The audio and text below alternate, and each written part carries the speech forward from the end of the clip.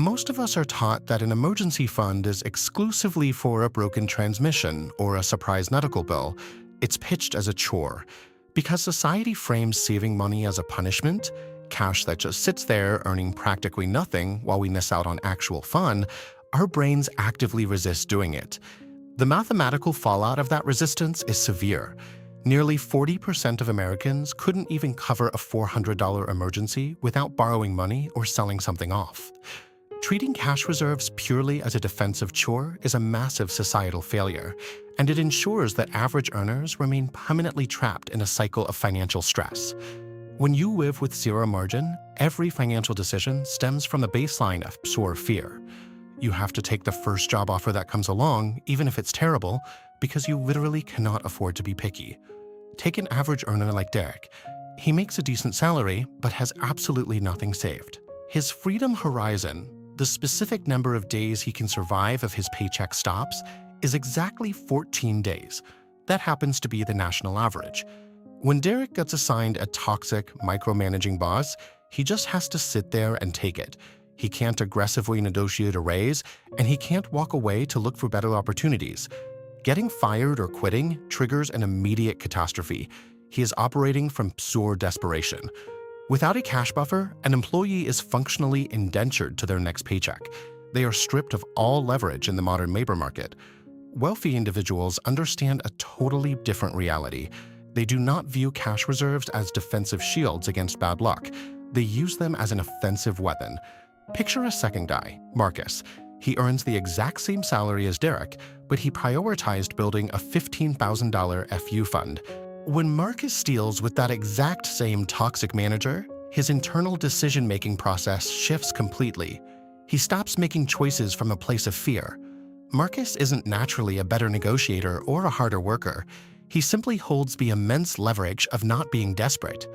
He can calmly walk into a performance review and demand what his labor is worth, knowing that if things go south, he won't be homeless next month.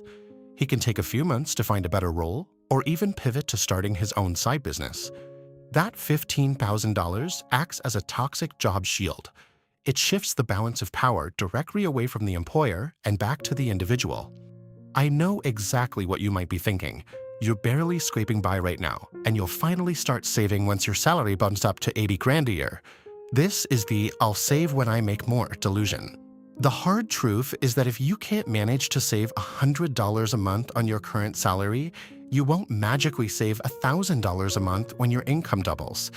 The cost of living is genuinely out of control, but waiting for a larger paycheck is the wrong framework entirely.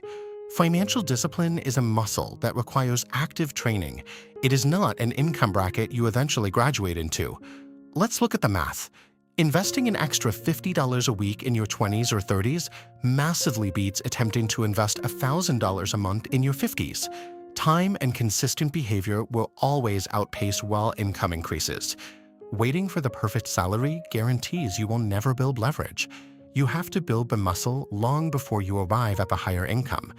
Building miscon is difficult, but you don't need to randomly find $15,000 overnight. You start with just $1,000 to build a basic force field against minor disasters. The trick is automation.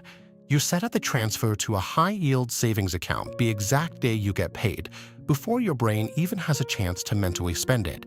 You fund this by stopping the invisible cost of daily convenience.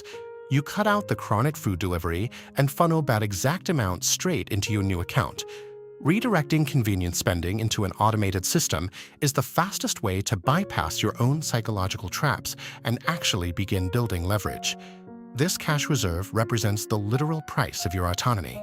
When you have this fully built, a broken transmission stops being a life-altering crisis and downgrades into a minor inconvenience.